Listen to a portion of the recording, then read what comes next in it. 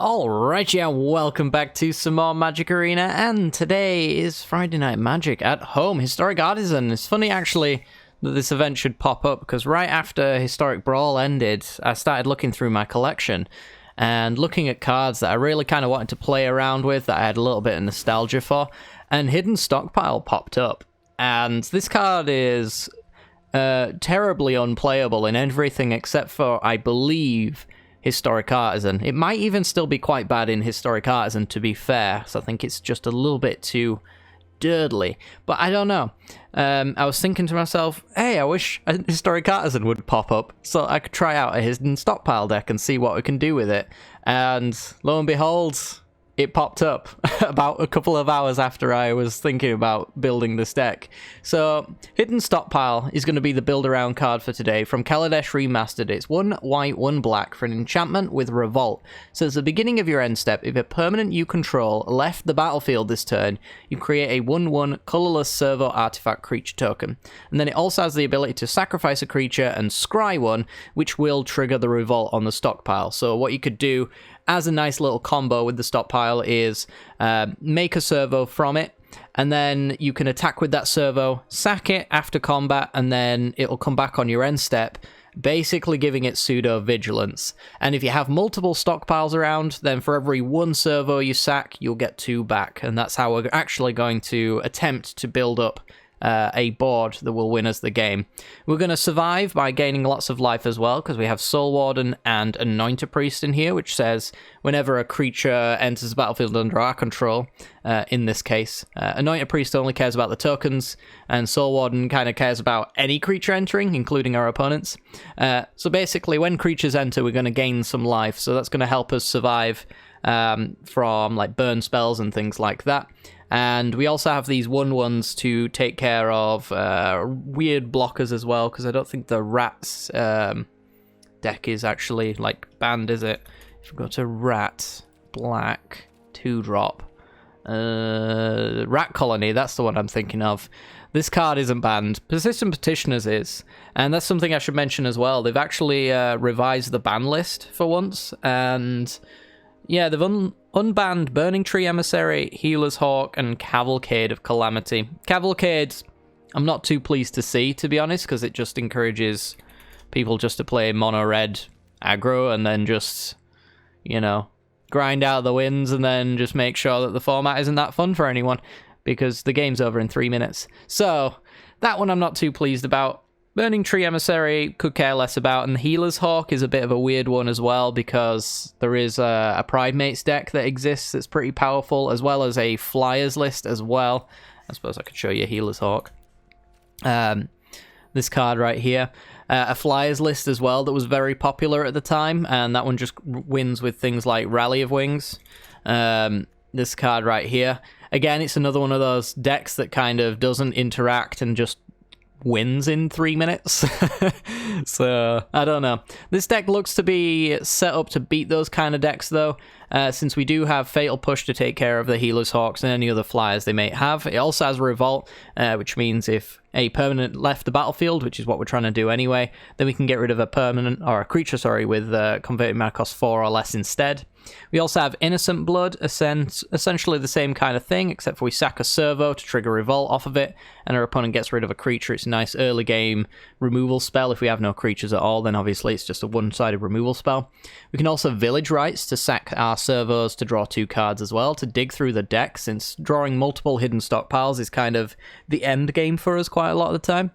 We've got Vengeful Rebel as well from Kaladesh Remastered. This is another Revolt triggering one. This is a 3-mana 3/2, but if a creature left the battlefield, or a permanent, sorry, then we can give a creature -3/3, which is pretty decent. Elspeth's Nightmare is going to be helping us to deal with like rogue decks and things like that, so we can destroy one of their rogues with the Chapter 1. Chapter 2, we get to duress them, and then Chapter 3, eat their graveyard, should that be relevant. Mortify's in here as more creature removal, but also enchantment removal as well, because Hondens and Shrines and Sanctums are a thing. So I don't know if we can really beat that deck unless we're attacking their enchantments directly, and Mortify's our way of doing that. And then finally 2 copies of Chief of the Foundry so that we can give our servo tokens +1/+1 so that they're a little bit stronger on the attack and defense. The mana base is pretty simple. We've got a couple of Scoured Barrens in here just to fill out the dual lands, make sure that we have a turn 2 hidden stockpile, for example. We've got Evolving Wilds as well, so we can fetch out basics. When this leaves the battlefield to fetch a basic, it will trigger Revolt. So on turn 3, we can actually just crack an Evolving Wilds, and we don't need to sack or kill a creature in order to trigger the stockpile, which is really nice. Shepherd Dunes is kind of the same thing as well. We can sack this to give all of our creatures +1/+1 at sorcery speed. Once this leaves, it'll trigger the hidden stockpiles. And then 10 swamps, 6 plains, with obviously nice basic balancing there as well. So yeah, I'm not sure what to think about this deck. You will see basically the results of it as we're going along, and yeah, I'm gonna hope to get a couple of videos out with several different decks. So if you do enjoy this kind of content, then it really helps the channel a great deal if you let me know that you enjoy it, either by leaving a comment down below, hitting that like button, or subscribing if you haven't yet done so. And without further ado, let's continue forward, shall we? This video is brought to you by the generous support of our wonderful patrons and channel members that you see here. If you'd like to support the channel and get access to cool content like sneak peeks, bonus videos, polls on future content, or access to a personal deck critique from myself every month, then hit the join button down below, or check out the Patreon link in the description. With all that said, let's get into the gameplay.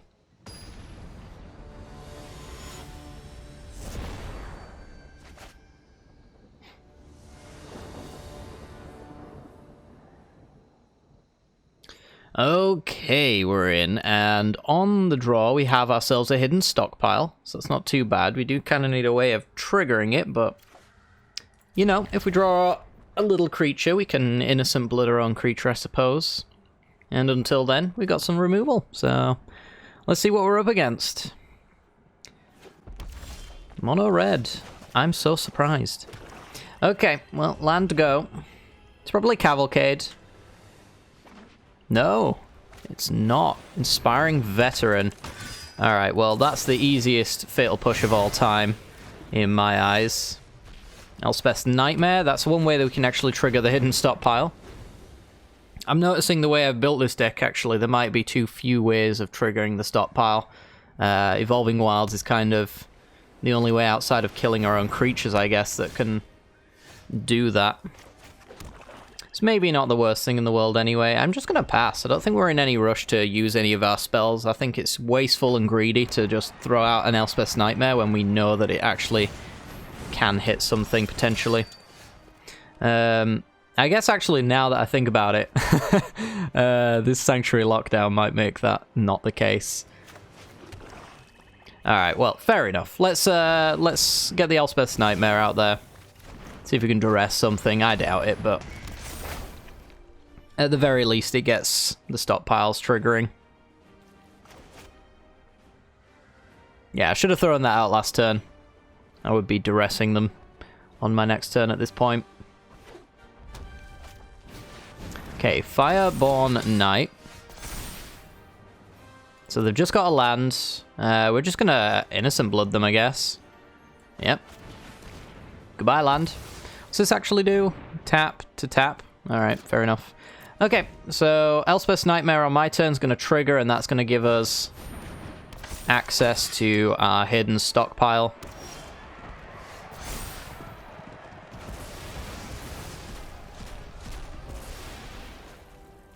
So I could actually throw down the Vengeful Rebel now to give -3/-3, but obviously being a 3/4, that's not going to do me much good. So let's just Innocent Blood again. And we'll pass the turn, we'll make a token.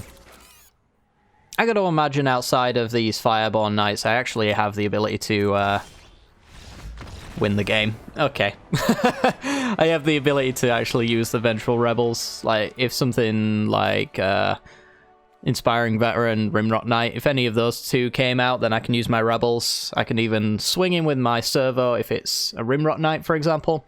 Either trade or don't. Sacrifice to scry and then Vengeful Rebel to kill. Something like that. A bit of a quick game, but It is what it is, I suppose. 3 minutes of wonderful magic. Yeah, I'm seeing a glaring issue with this deck. And also, we got 20 gems for our work there. I really wish they'd just give you an ICR that you don't already own. I'm pretty sure there's like maybe 1% of the community that has all the rares in the entire game that I would actually affect. Everyone else just gets punished by undervalued 20 gems. It's a rant for another day, though. Let's go to the next game.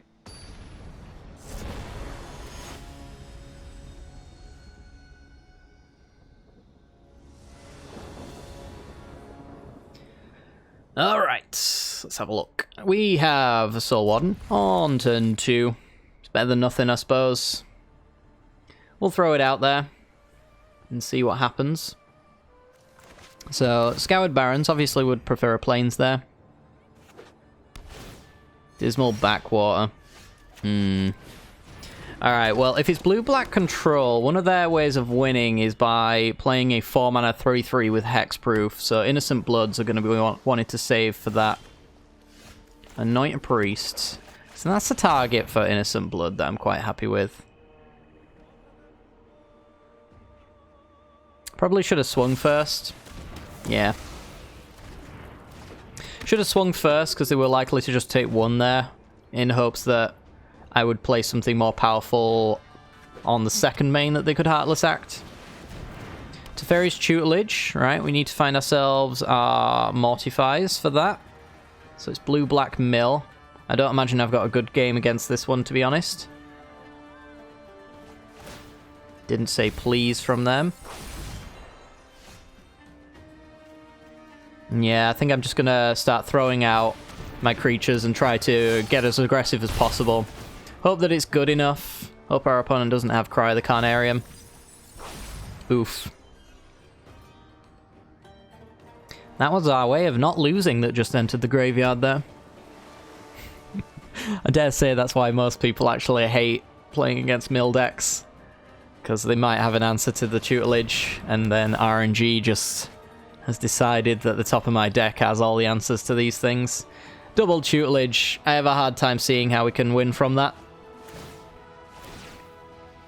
Mill 4. Fatal Push. Second Mortify. I think I'm proving my point at this point, at the stage. Okay, so we could go for the Chief of the Foundry. This actually allows us to play around Cry the Carnarium a little bit more, but this is more power. So I'm currently aiming for 4. I don't think it changes too much of the clock if I just go for the Chief of the Foundry, which is the safer aggression play.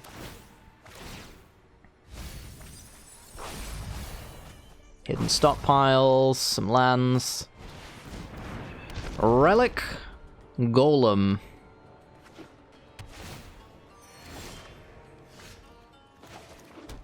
Okay. It's a little bit short of Fatal Push, unfortunately, but I could Innocent Blood my Anointer Priest. So I could push through 5 points here.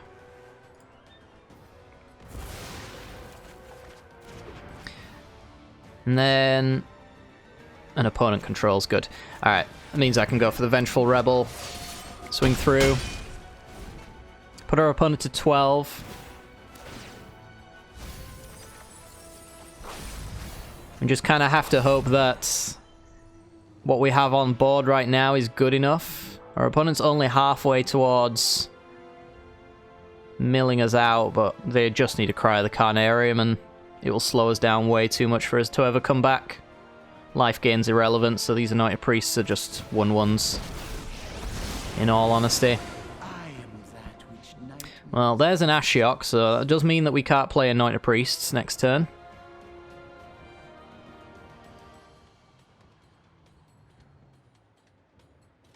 Opponent takes 5 minutes to decide what their only play is going to be. Village Rites. Don't exactly want to be playing those, so that's a reasonable enough mill for us.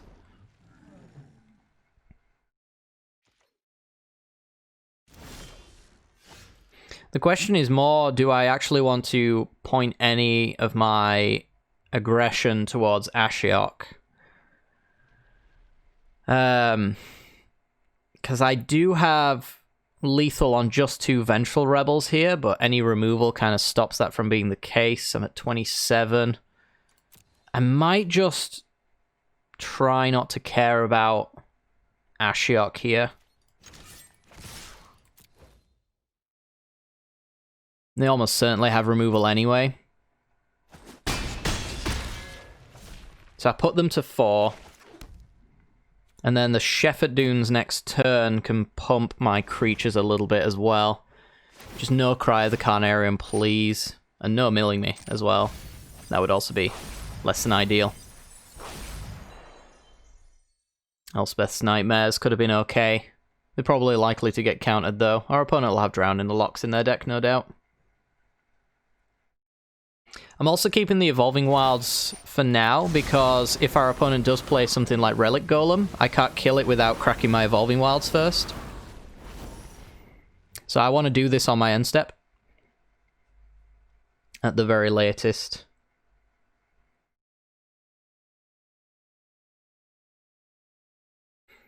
With only 2 black, that does mean that they can use 2 of their removal spells here to actually kill my creatures, but I could put them to 1 off the Shepherd Dunes. Oh, bugger, Ashiok. Really dislike you. Truly do. Well, there's a Mortify. Send it. Opponent has to just start firing off all their removal spells. If they don't have them, they're dead. Is this just enough? Wow, okay. Alright, yeah. Let me know in the comments, if you're being honest, that you knew that Ashiok was going to get me there. Because I'm sure many of you were. I'm sure many of you have already told me. But yeah. Planeswalker passives. Some of them are good, some of them are just atrocious. And that's definitely one of them. I don't like the gotcha passives a lot of the time. Like Teferi, Time Ravelers, gotcha. Narset's gotcha. Ashiok's gotcha. If it's something like Dovens, which is just attacks on your hand, it's fine, because obviously Arena's very good at like updating you on that kind of stuff.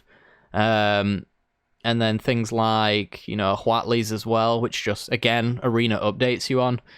I really wish Ashiok would throw up a little warning or something like that. And obviously that's an advantage your opponents really want and deserve, I guess.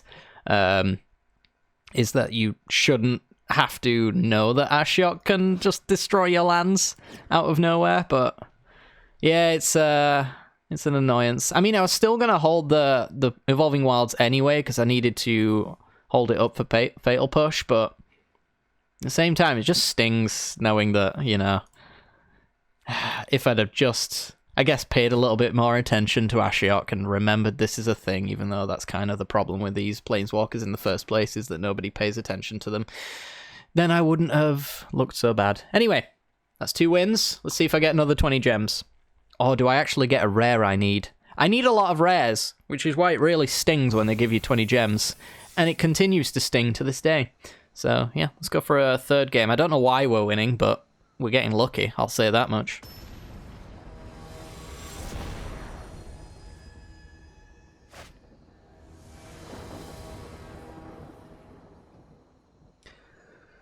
Alright, on the draw, got double Fatal Push, Mortify, Innocent Blood, so we've got loads and loads and loads of removal. And that's fine by me. That works. Yeah, that's okay. It's probably really bad, but who knows. Gitu Lava Runner. So I do kind of want to hold up and Fatal Pushes and things like that. And I think Soul Warden would immediately die if I played it. So it's hard to say whether or not I should play it at all on turn 1, considering next turn, unless I'm lucky, I can't play my removal spells. I think I still have to go with the The Soured Barons. Yep, that's what that is. The Scoured Barons, and then we can go Soul Warden, Fatal Push, and then, you know, Soul Warden dies, opens up my Innocent Blood. That's almost always going to be the case. This way as well, our opponent could throw some pretty decent burn spells at us, of course, and then they're less likely to have some for Soul Warden at that point. Excuse me. So let's just start with Innocent Blood, get rid of G2 Lava Runner. Play a Plains, play a Soul Warden. The goal is to regain our life once again. Ramanap Ruins, Pyromancer, nugs us in the face for 2. It's only 1 because of Soul Warden, which is wonderful. And then a Lava Runner, gain 1. No blocks. So we're not doing too bad. So we can go Soul Warden.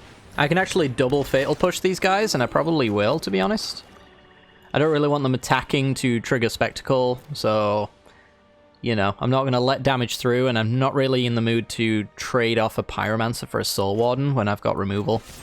So let's just get rid of all this stuff. Gets rid of their wizards as well, which is cost reduction.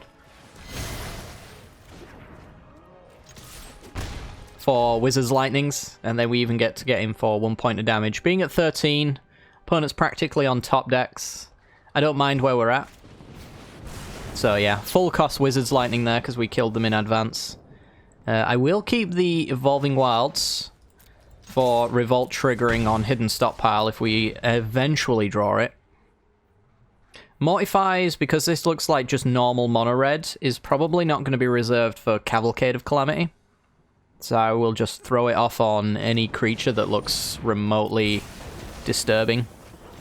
Opponent kills a Soul Warden. Scrybug puts one to the top. Pass the turn. There's no sense in me playing this Evolving Wilds, to be honest. Because if I find another land, I'll just play that land. And I'm not going to be cracking this until I find a Hidden Stockpile anyway. So it's just a case of kill my opponent's creatures, swing for 1, beat them down in the most excruciatingly long win con of all time. I could still see us losing this, of course. If our opponent kills just all of our life gain. Well, there's a Flame of Keld. So actually, as it turns out, Mortify actually does have an enchantment target. Let's gain 1 life, pass the turn. And this is where things get sketchy. Not gonna lie. Shocks us. We get a Vengeful Rebel. I am gonna play that. I could use my Evolving Wilds to trigger the Revolt so I get the -3/-3. But if our opponent just plays a land here, or they just draw a burn spell, then I'm just holding a 3/2 for nothing. I just really could do with actually drawing a good card soon.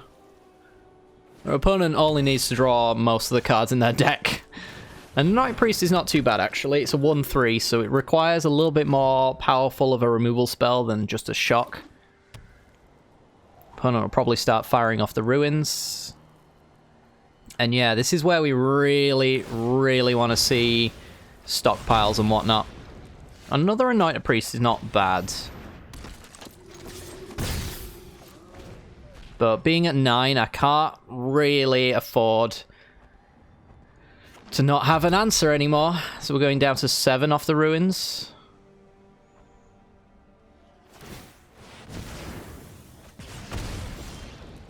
Sheffet Dunes. So I'm going to get in for 1. I'm not going to get in for the other, because if they have another Lava Runner, then I can stop that aggression.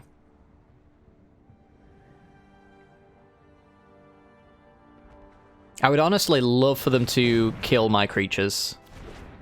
Yeah, they had a Lava Runner, so we've got the blocker. If they kill my creatures, then I get to embalm it as a token and gain that life. Triggers off itself and others as well. So I'm going to swing for 2, because I have the 1 back to block. And I am going to block with it, because if I get to block and bring it back, I gain too much life and our opponent will lose, I'm pretty sure.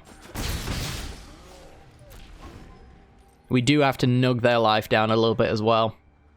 Because if I'm not making that progress, then I'm not getting anywhere. So this might be where they attack him with a lava runner and hold the firebrand back. This actually looks like, yeah, skewer the critics. Okay. So we are just dead if we don't draw what we need, and our opponent just has another 3 damage burn spell. They've played this very well.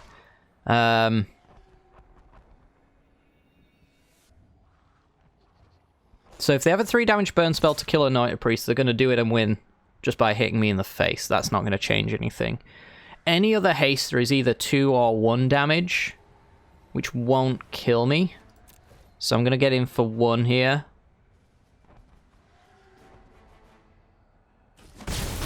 Or 2. That's up to you. Maybe they think I can chef at dunes at instant speed. Light up the stage. That's a pillar of flame. Oh, that exiles. Oh my god. But they're not going to use it on me, so that's fair. Hidden stockpile. There we go. That's actually exactly what I needed. I think I win. Grab a white sauce. I can swing for 2 again, just to be safe. Again, they think Chef at Dunes actually does a thing. So it's giving me a little bit of time. So I'm now protected from a 3 damage burn spell.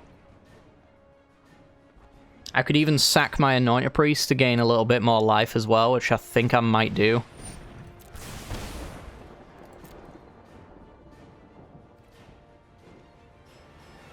Yeah, I think I'm going to do that.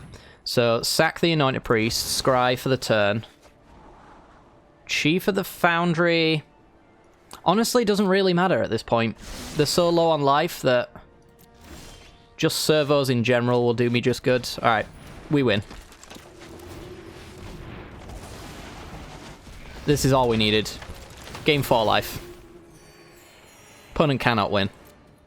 So now we get to swing with all. If they block the servo, I sack the servo and scry. And then on end step, I gain 4 more life. Vengeful Rebel works for me. Wow, we came so close to losing. And we're up at 10. There is no top deck that can beat us here. They can Flame of Keld, but I think we'll have them dead by the time that becomes relevant. Lightning Strike just gives me another token creature to come back. And I can double block here as well. Wowee. This deck is not good, but somehow winning. I do very much stand by that this deck is probably not worth playing. But the fact that we're 3-0 with it makes me question everything I know about Magic the Gathering and deck building. Maybe this is just the best deck ever. I think it definitely needs more ways to trigger its own revolt. That's one thing it needs, like an early game creature that could sack itself, for example, for a good reason at least. Something just to maybe even get Hidden Stockpile triggered on turn 2. I don't even know if there's a thing that could do that, to be honest. I guess you could do like Selfless Savior, sack it, targeting itself. I think you can do that. But that just seems like a weird way to trigger Hidden Stockpile, in all honesty. This deck's weird. I think we've got time for one more game. This deck deserves to lose at least once, so let's go see if we can make it lose by playing a 4th game. Yeah. It's weird. I don't get it.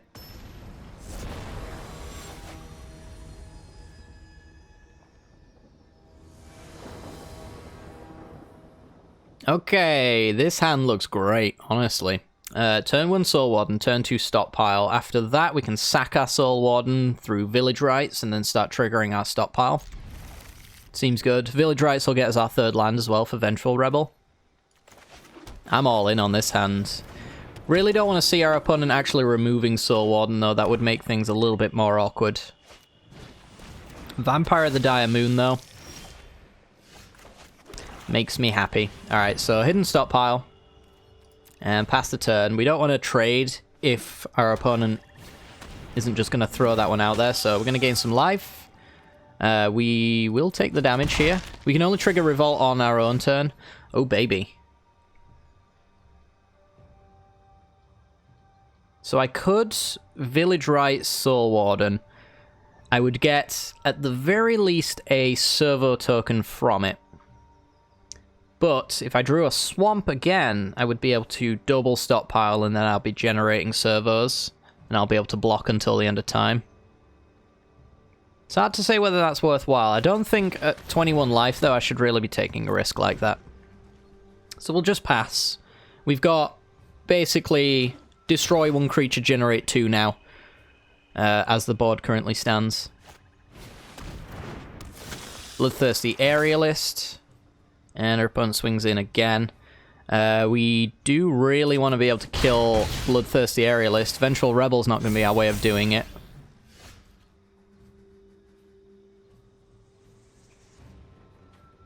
Alright, I think this is actually where we go for Village Rights, to be honest. I guess... should I swing in? I guess I should swing in. Village Rights at instant speed if our opponent blocks. Reason being, they might think it's death touching, and then obviously I get a little bit of value there. So now I can play a Swamp, I can play the Anointer Priest so we can gain some life when the stockpiles trigger, generating us two servos. It should be hard for our opponent to stop our engine at this point. I'm going to have to mortify the Bloodthirsty Aerialist as well. Ugh, Savage Gorger. When do you gain life? Or gain a counter? Beginning of your end step, if your opponent lost life, you get a counter. Alright, so what I could do... I could Vengeful Rebel that. So I'm going to trade here. And I think that's it. Go down to 15. We lost life, so Savage Gorger becomes a 2-2. Which I think is fine for now, because we want to mortify the Aerialist. I don't think we can let that live. I guess what I could also do is Innocent Blood, Vengeful Rebel, maybe?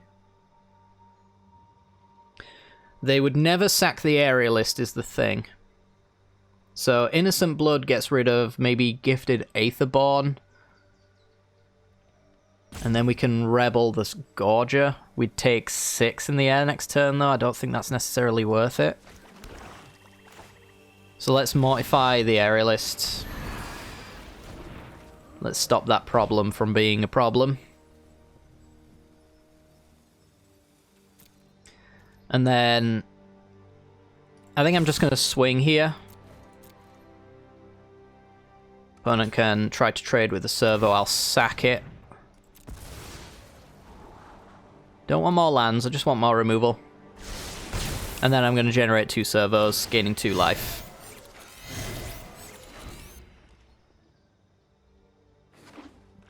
So, I think the worst case scenario is that Savage Gorger becomes a 3-3. I think that's as big as it could ever get. Do I want to block here? I don't think I do. Not sure I care just yet. Soul Warden is nice. So we can play Soul Warden. Get in for 2. Sack a token to trigger Revolt. Evolving Wilds. Don't think I really need that. And then play Vengeful Rebel to kill Savage Gorger. And I can even use this to trade off with the Gifted Aetherborn as well, if I really wanted to. Alright. The final game of the night is doing what I pictured this deck should have done. I don't know if our opponent can win now. We can just generate too much value. Sadistic Sky Marcher, gain 1 life up to 17. And up to 18, our opponent's got a 3-1. Yeah, I'm just happy to trade off here. I will set up my next draw. If I don't like what it is, which I do, then I've already triggered Revolt, and I could play the Anointed Priest out of the graveyard to gain more life.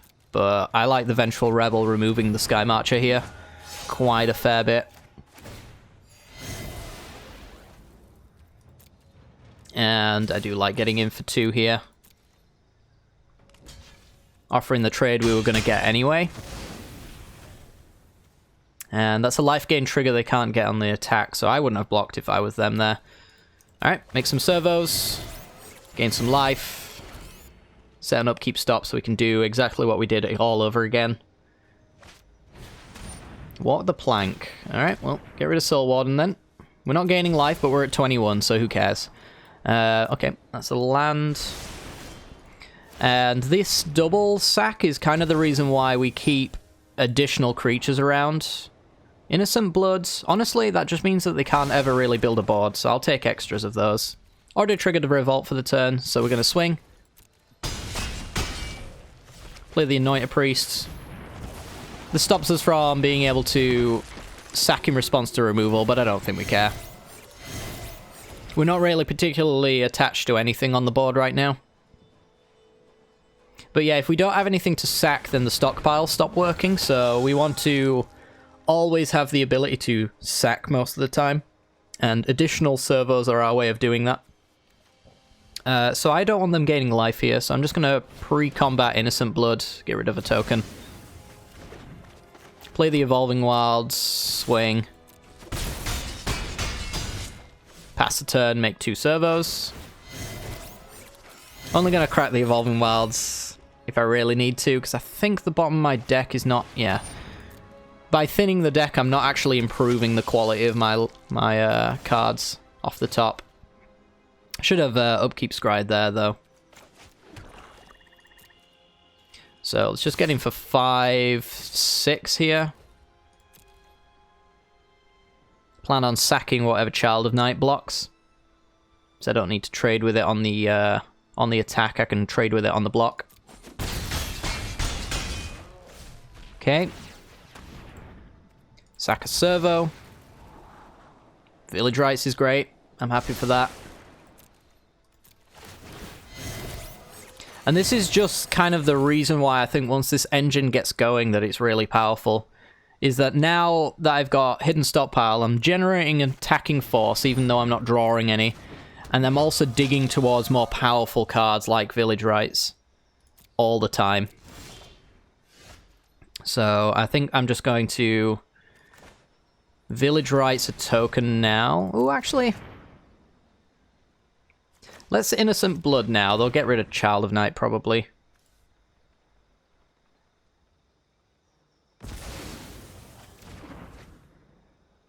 Yep, and then let's swing with everyone but the Anointed Priest. Plan on Village Rightsing whatever Aetherborn blocks so that they don't gain life. And I get to draw cards. Fantastic. Yeah, we're just way too far ahead and we can't lose. I'm surprised our opponent even played it out for as long as they did. So we've sacked a creature, we've already triggered Revolt, so we gain 2 more servos. The board just keeps on getting bigger and they stop gaining life. So black-white life gain deck. Left me on 28 life. Pretty good. Yeah, that's textbook hidden stockpile.deck right there. I'm really happy with that one, and hopefully you guys are too. If you are, that's going to do it for today's video, so I do apologize. But if you did enjoy, I really appreciate it if you do hit that like button, subscribe.